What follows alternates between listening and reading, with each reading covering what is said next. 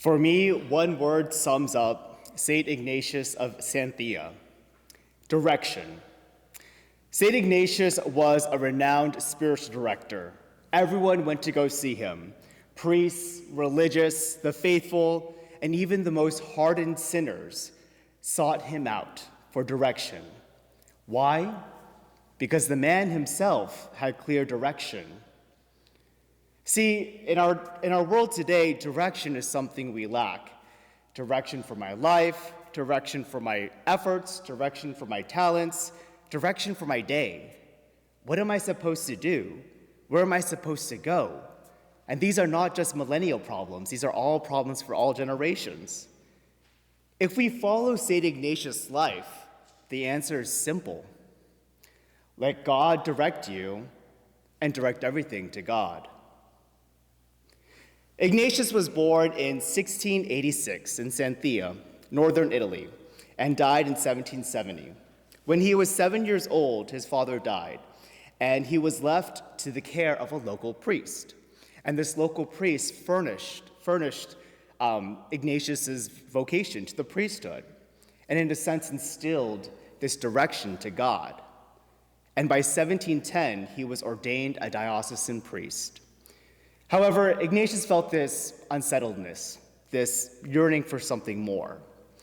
And after 6 years of priestly ministry, he joined the Capuchin friars. And at that time, his decision was made with scrutiny. His family didn't understand what he was doing. The parishioners didn't understand his decision. But for Ignatius, he found an inner peace. He found what he has been searching for in the simplicity of a Capuchin life. And from his Capuchin life on, he decided to abandon himself to God.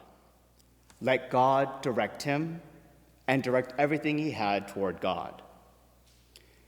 What I loved about reading Ignatius's very short but profound biography is that there were no big works. He wasn't made a bishop. He didn't write a ton of books. He didn't win a baking competition. He basically had two major assignments. One was in the convent of Torino Monte. He served there for 24 years as a prefect for the sacristy, and he became a famous confessor and spiritual director there. After, he became the novice master for 14 years. Then, he went back to the convent for 24 more years and was spiritual director and confessor again. That was it, basically.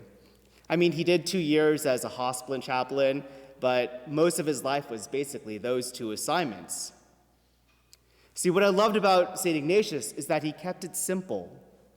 God placed me here, and I'll do my best. I think what we can take from his life is clear and simple direction. And this is evident in his approach with the novices. See, when he was a novice master, his only desire was to make the novices entrusted to the care of Jesus Christ and to be obedient sons of St. Francis. He had two pillars. One, divinely loving the novices. So loving the novices in whatever they did, always showing that abundance of mercy and love. And two, to teach by example and not by words.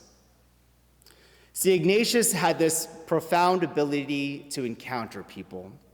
He made himself available at all hours to the novices, day and night, and he knew each one of them. His top priority, take note, Brian, as a formator, was his novices. He knew everything about them and was always available to them. And I think it's these aspects what made him an amazing confessor and spiritual director, not just for the faithful, not just for the clerics, but for the sinners and for everyone. And he became known as the father of the sinners and of the lost. Every person he met, in a sense, encountered God. Who wouldn't want to go see him?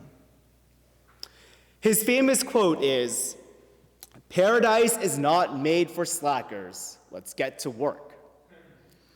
As a type A person and very productive, I love that phrase.